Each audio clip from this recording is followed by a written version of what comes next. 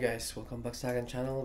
Ngayon pala yung aftermath ng hail na nangyari kahapon.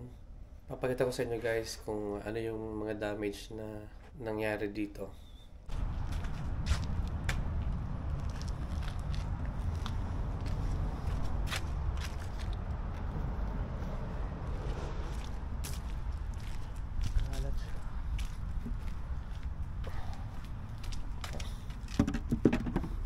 Yun yung pinuntakip ko kahapon kasi ang lakas din ng hangin. Ito, medyo bigat to.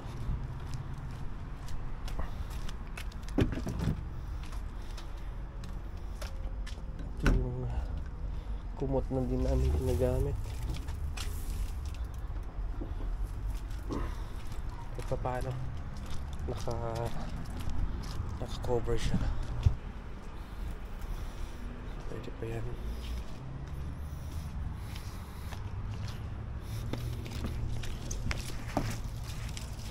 Ito yung mat ng anak ko.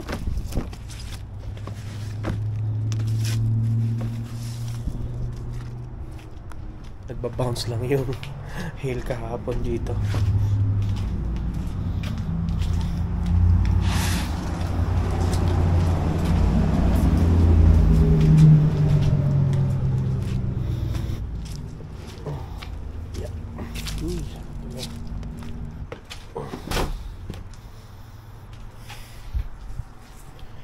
So yun guys, walang masyadong wala naman tama. Ang importante lang nito guys, walang mabasag na salamin, kasi yun ang mahal pagpaayos. Yung mga ganito meron na yan, dati na yan.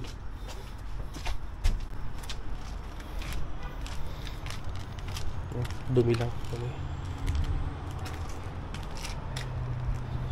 Oh, may basag pala, oh. Tingnan natin to guys, oh. Ito yun, oh. Wow. Ito pa. Basta. Wow, insurance.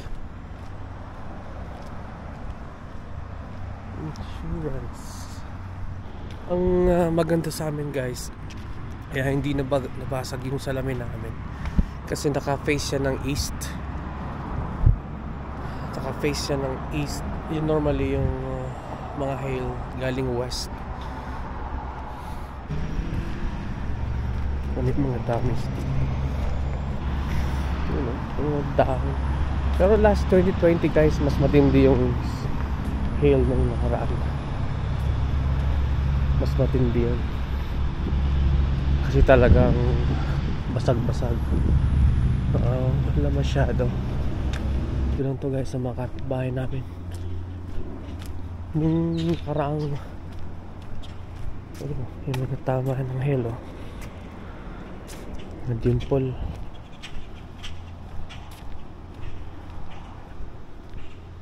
Ayun.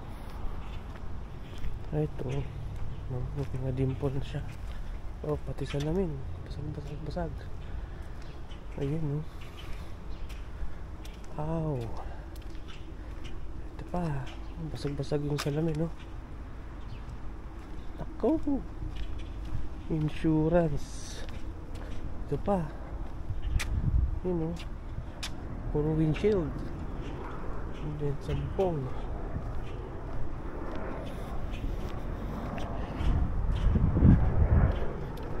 Guys, yun, oh. Ito lang sa kapitbahay guys.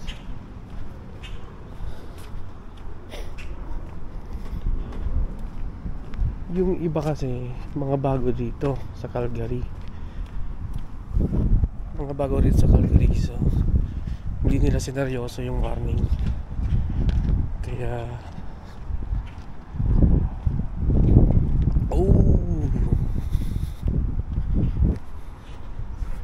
ito na iwan to kahapon dito. Oh my gosh. Ito basag.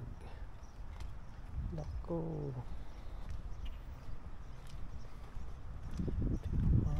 Yeah, oh no.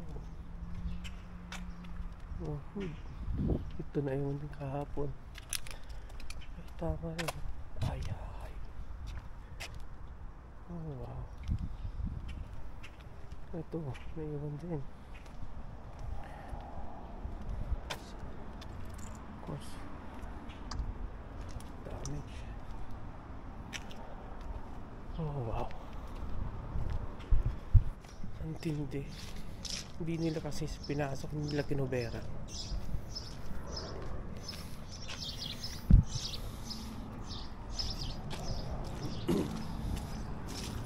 Matindi rin pala yung sa sasakyan talaga naging damage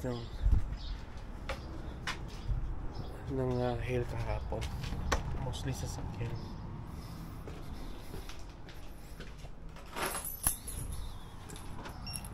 Lipat lang natin to.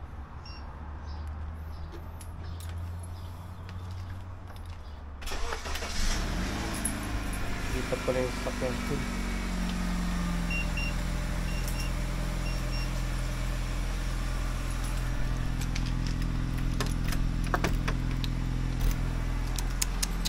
Grabe yan. Claim na naman sa insurance yan. Nako, tataas ang insurance. Kaya guys, kapag ganyan may warning, lalo na sa Calgary, summertime, seryosohin nyo. Ang hail ay hindi basta-basta. Kung makita nyo yung mga video kahapon, parang golf size yung laki ng mga hail. Oh, talagang nakaka-damage ng property yun.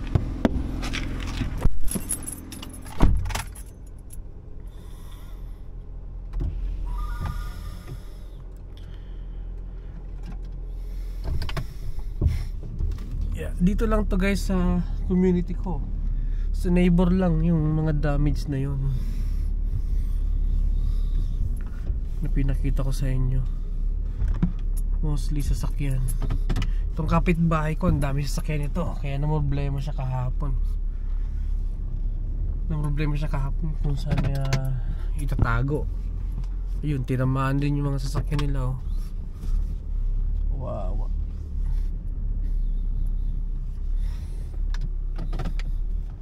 Itong sasakyan ko, kahit luma na to kukuberan ko pa din. Kasi diba, hassle kapag nabasagan ka ng mga salamin at tinamaan ng hail.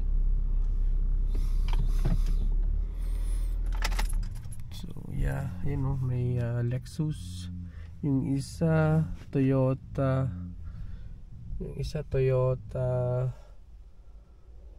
Corolla na hatchback. Pinormahan niya pa yan, no? Yung ito Bronco, yung ito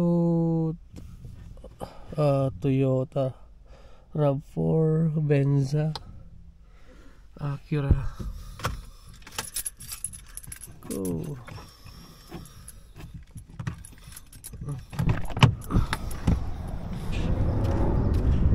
Damage sila. Sayang nito, Bronco.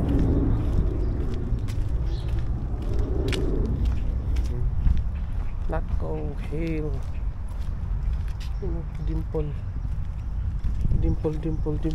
Oh no.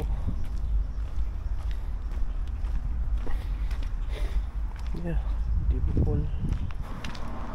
Yun guys, hindi nakakatuwa yung hail na yan. Ito yung pangalawang hail na experience ko dito sa Northeast. Pero yung una, na-damage din sa sasakyan ko. Parang ano yun, parang may bagyo.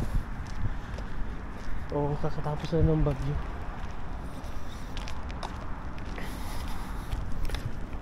Tingnan nyo, kulimlim. Basag ang salamin. Oh no. Ito dimple naman. Walang nakaligtas sa sasakyan guys, oh.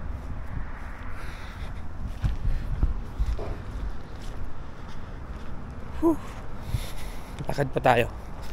Tingin pa tayo ng mga sasakyan. Exercise na din tayo. Lakad-lakad habang tumitingin ng mga damaged cars. Kahapon guys, long weekend dito, walang pasok, kaya karamihan nasa bahay lang yung mga tao. Saka ano siya, kagabi na nag-start mga siguro 9 o'clock. Yun. Wow.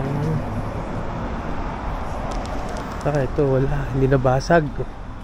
Good job. Ito. Ayan o. Yung bubong. Aray. Daming sasakyan. Ito pa.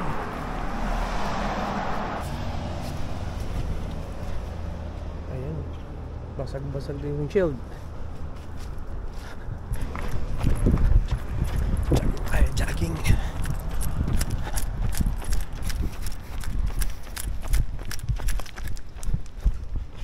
Of course.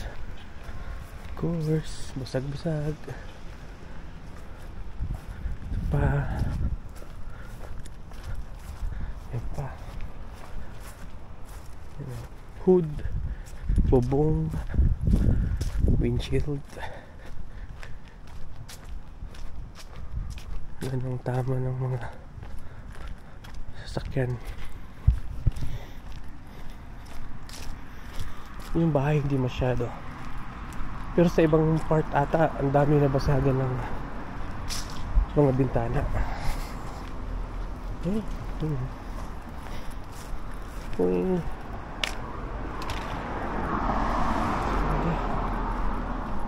Jeep.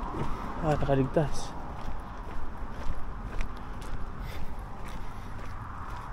Yun. May ibang part din guys sa Calgary na binaha. Ito ano lang to, tira na lang to, pero malamang mataas yung kahapon. So, natin tong storm water. Taas ng tubig sa storm water oh.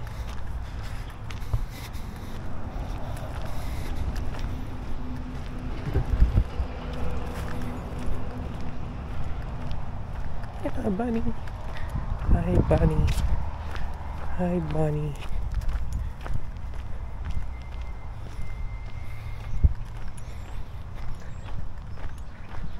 Yun, ito yung storm water facility. Kapag mataas yung tubig o malakas yung ulan, lahat ng tubig na pupunta dito, kaya napiprevent yung pagbabaha. So every community meron ito, pero ewan ko lang sa iba guys. Sa mga lumang community di ko alam kung meron sila nito, pero sa mga bago ngayon na sa mga bagong community meron na itong stormwater facility. Ito, oh yeah, sa kabubong.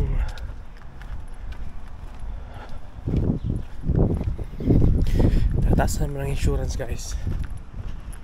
Tataas naman kapag ganitong may nahil, mag-claim itong mga to eh. Mag-claim yan.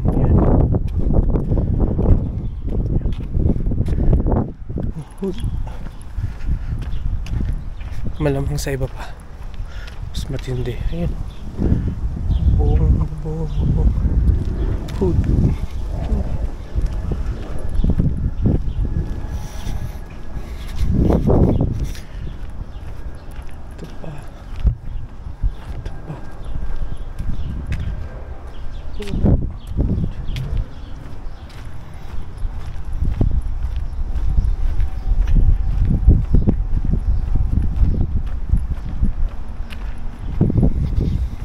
Pinakita ko lang sa inyo yung damage ng mga hail.